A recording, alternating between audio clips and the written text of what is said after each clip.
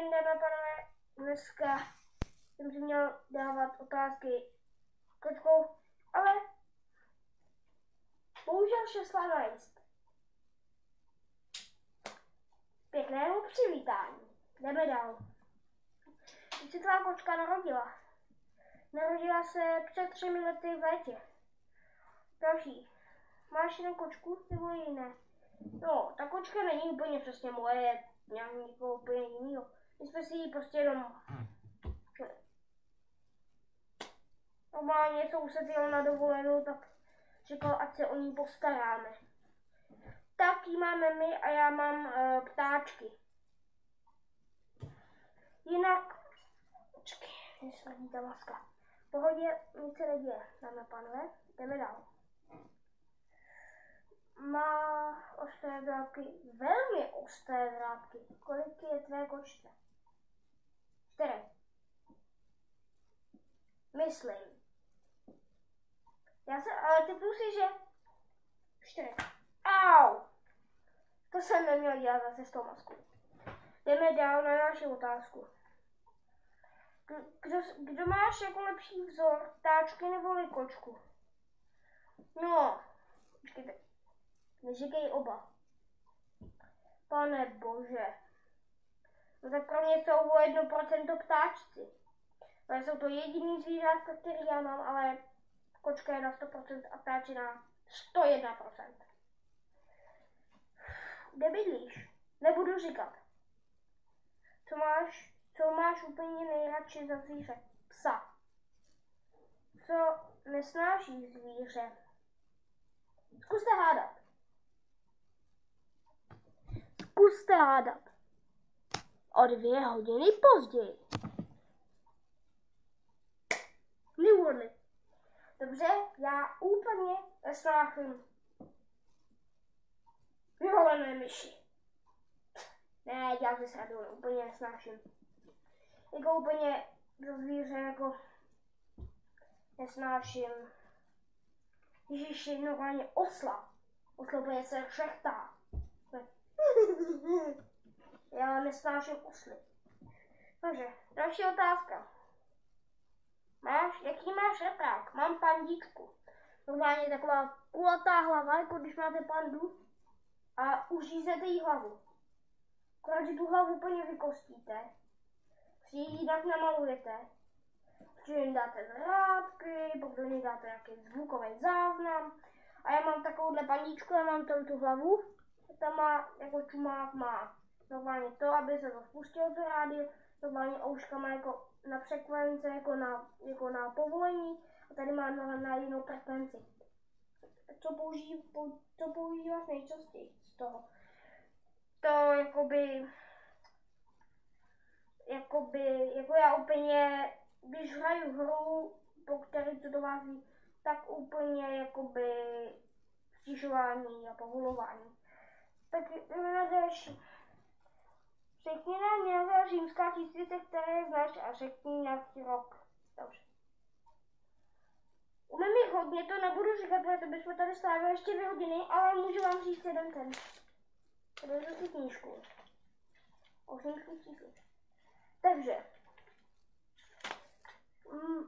Jestli víte, tak mi to napište do komentářů, co znamená X, V, I. Skoknu? Nevím. Co to? Nevím. Co to? Nevím. Tak já vám to řeknu. 2017 jako tento rok. Jdeme dál. To můžeme teď doprčit. Jaký máš oblíbený hrneček? Tak to si radši sundám masku, ale nebudu to dělat. To máte kliku. Tak já úplně miluji hrneček. Tam je hrneček a v tom kouká. A tam kouká pes. V tom kouká také sedí pes, také se dívá nahoru. Prostě já když jsem naliju koulu s ledem, tak pak jako tam nemůžu to normálně rozdupat, aby tam bylo ty nejmenší kousky. Jako normálně, když chci malinovou příšť, nebo já úplně miluji malinovou příšť, tak jak tam to chci dát, tak to vůbec nejde, protože vždycky kleknu do toho jeho psího černého nosu. Teď jsem pojď. Já vám ukážu ještě sousedů kočku. Já se podívat. Pojďte taky podívat do kamery. Mňau. Toto je nová youtuberka. Mňau. Takže jdeme dál. Co je tvůj oblíbený seriál? Muži v červém. Co je tvůj oblíbený pořad? Jako normálně mám rád Muži v červém, temný kraj, Za sklem, Československo má talent a úplně pak úplně nejvíc zbožňuju Ohnivé kuře. A když už jsme u toho, tak mám rád i Přístav. Ten je úplně můj zamilovaný. Co je dál? Ukaž nám nějakou svou fotku. Ani náhodou. Ukaž, jaký máš nůž.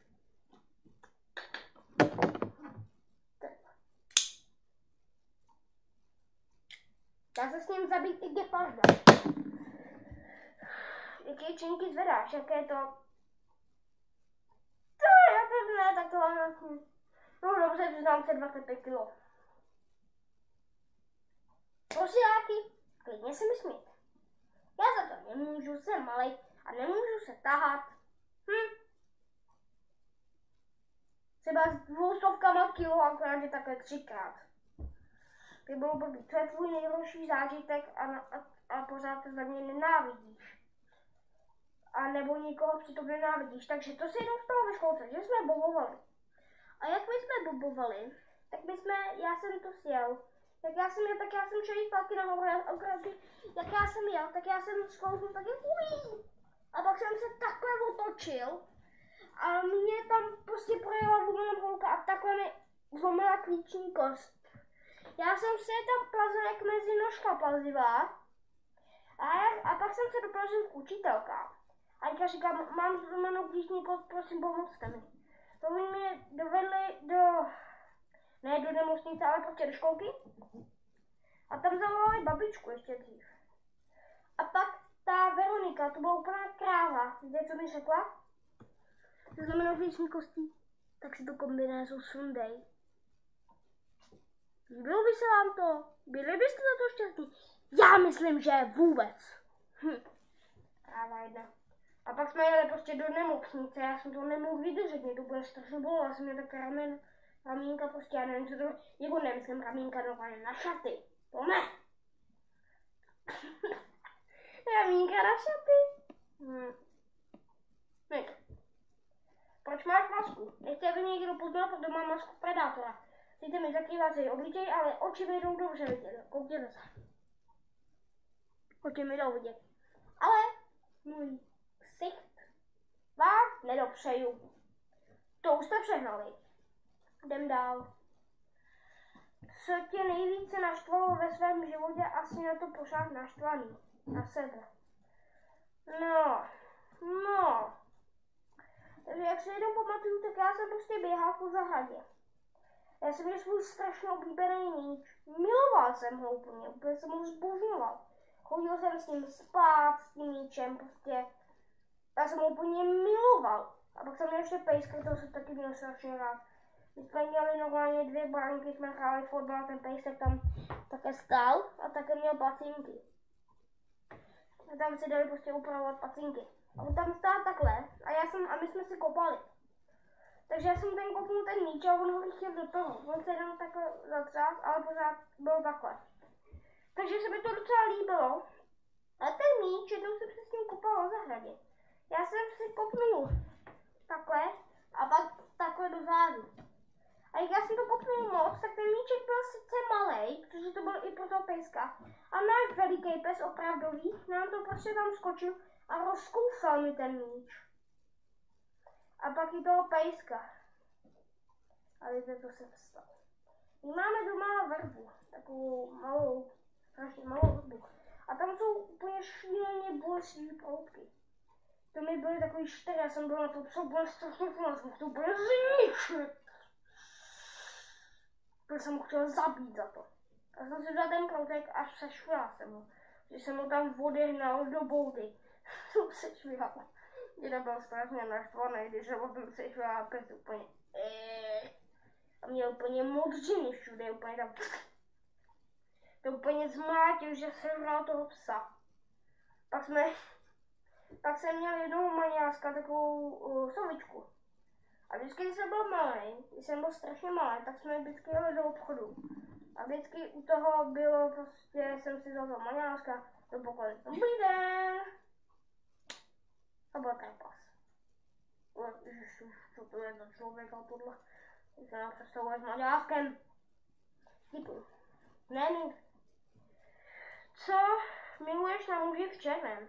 Agenty, schopnosti a jako mlácení. To je tvoje nejoblíbenější pohádka. Nedá se to říct.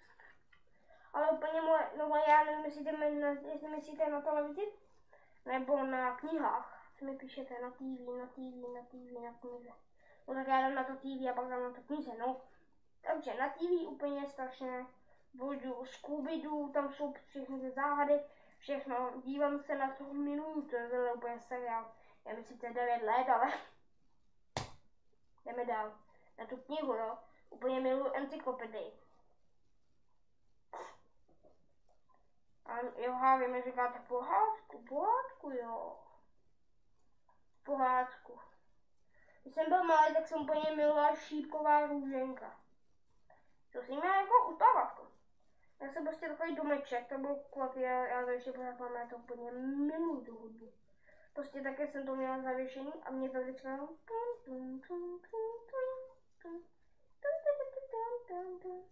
já jsem mu to usnul za 3 vteřiny, už jsem spal prostě. Mě nešlo ani zbudit. Já jsem se nadechnul. Takže jdeme dál.